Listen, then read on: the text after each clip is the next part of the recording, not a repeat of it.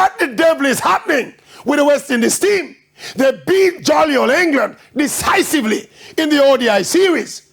A first ODI series win over England in the Caribbean for 25 years.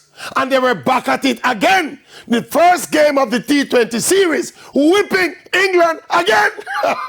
No, sir, this is corner turning business. And look, remember the recent appointment of Darren Sammy as the white ball coach.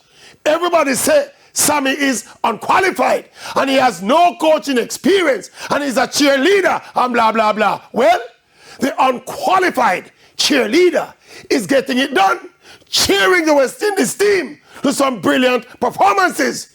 And we know England is not the most confident team right now.